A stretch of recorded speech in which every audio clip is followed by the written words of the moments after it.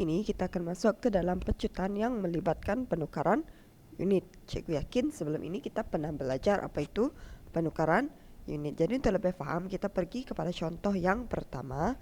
Tukarkan 420 meter per menit kepada kilometer per menit.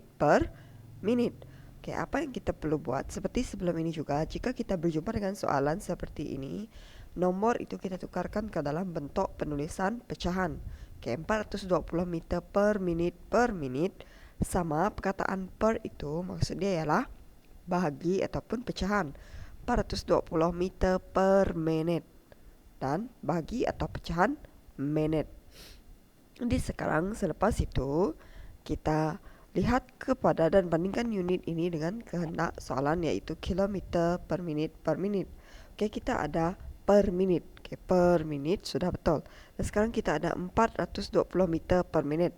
Yang soalan mahu ialah kilometer per menit. Oke, kita ada meter per menit. Jadi tidak sama meter dan kilometer. Kita perlu tukarkan meter kepada kilometer. Oke, untuk memudahkan, kita tukarkan yang di atas juga kepada bentuk pecahan. Oke, sekarang bagaimana? Kita tukarkan di atas pada bentuk pecahan dahulu 420 meter per menit. Yang di bawah kita tukarkan ke dalam bentuk penulisan operasi bahagi biasa. Oke, bahagi menit.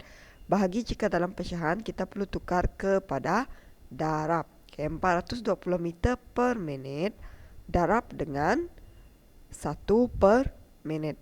Ingat, kenapa 1 per menit? Sebab asal dia menit ada per 1. Jadi kita terbalikkan. Jika menit di atas itu ada per 2, jadi dia akan jadi 2 per menit. Apa-apa bahagi jika tukar kepada darab akan diterbalikkan jika nomor pecahan. Jika nomor negatif akan jadi positif dan positif akan jadi negatif. Begitulah. Oke, sekarang kita sudah menukar, kita bandingkan pula untuk membuat penukaran unit. Oke, meter dan kilometer. Kita tulis dulu 420. Oke, untuk tahu operasi apa, oke, kita lihat meter lebih kecil daripada kilometer, maka kita tahu itu bahagi. Oke, bahagi berapa? 1 kilometer sama dengan 1000 meter. Jadi bahagi 1000. Sekarang kita lihat menit pula di bawah meter tersebut. Oke, menit dan menit sama, jadi kekalkan. Oke, 1 per menit. Oke, per menit. Jadi dikekalkan. Sama dengan 0,42 kilometer per menit. Darab 1 per menit. Yang kita dapat ialah 0,42 kilometer per menit kuasa 2. Tapi penulisan yang dikehendaki soalan ialah kilometer per menit. Jadi kita perlu tulis seperti yang dikehendaki soalan. Okay. Unit akhir mestilah mengikut kehendak soalan. Okay. Cikgu yakin murid-murid semua faham apa yang cikgu cuba sampaikan di sini kerana ini lebih kurang dengan topik kita pada minggu yang lepas. Okay, selepas ini kita akan pergi kepada contoh yang kedua pula, yaitu melibatkan juga penukaran unit, tapi kita akan membuat pengiraan pecutan. Kerana di sini kita sudah diberi nilai pecutan, manakala contoh yang kedua ini kita belum diberi nilai pecutan, tapi kita akan buat pengiraan. Okay, semi memandu dengan kelajuan 70 km per jam. Okay, dia menambah kelajuan keretanya kepada 100 km per jam dalam masa 30 menit. Sekarang dia minta hitung pecutan dalam kilometer per jam. Oke, sekarang kita kira dahulu perubahan laju. Seperti sebelum ini cikgu pernah ajar untuk mengira pecutan, kita kira dahulu perubahan laju. Bagaimana untuk kita kira perubahan laju? Kita tolak nomor yang selepas berubah dengan nomor yang sebelum berubah. Oke, mana yang selepas berubah? Oke, 100 km. Mana yang sebelum? 70 km per jam. Jadi jawapan kita ialah 30 km per jam. Ini perubahan laju yang berlaku. Oke, sekarang kita tengok macam mana untuk mengira pecutan. Oke, pecutan dia mengira laju. Bukan pecutan. Pecutan dia ada formula. Formula pecutan ialah laju bahagi masa.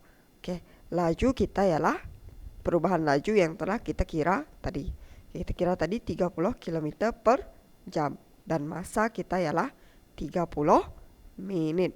Oke, tapi soalan mengkehendaki kilometer per jam yang kita ada ialah kilometer per jam per 30 menit. Oke, menit dengan jam berbeza. Jadi kita kena buat penukaran unit.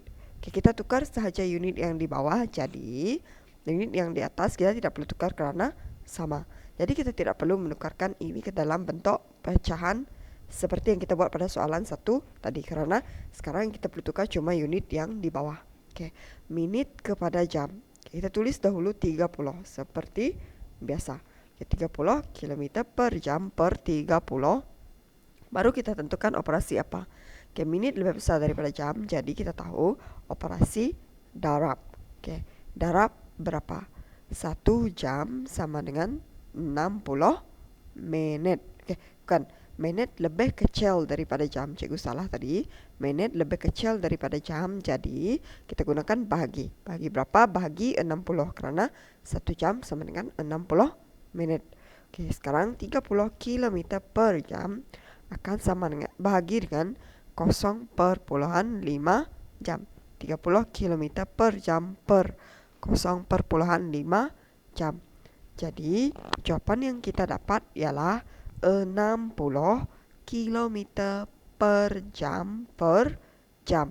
Tengok kembali kepada kehendak soalan. Bagaimana dia mahu kita menulis jawapan akhir ataupun unit jawapan akhir. Jika sama, maka unit kita betul. Sekarang kita pergi kepada contoh 2B. Kilometer per jam per saat. Kilometer per jam per saat. Sekarang kita lihat. Seperti biasa, kita telah mengira perubahan laju tadi sama dengan 30 km per jam. Dan untuk mengira pecutan sama dengan laju bahagi masa. Jadi 30 km per jam dengan masa yang diberi ialah 30 menit. 30 menit. Sekarang kita ada 30 km per jam per 30 menit. Tapi soalan mahu kilometer per jam per saat. Sekarang kita lihat, kilometer per jam kita sudah sama dengan kehendak soalan, tetapi menit kita berbeza dengan kehendak soalan, yaitu saat. Jadi kita menukarkan unit yang di bawah saja. Maka unit yang di atas itu kita kekalkan. Per 30 kita tulis terlebih dahulu, kemudian baru kita menentukan operasi apa yang akan kita gunakan. Sekarang kita lihat kepada menit dan saat. Menit lebih besar daripada saat, jadi kita tahu kita akan menggunakan operasi darab. Darab apa? 1 menit sama dengan 60 saat. Jadi darab 60.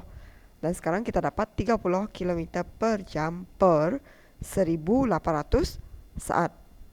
30 km per jam bahagi dengan 1800 saat sama dengan 0,017 km per jam per saat.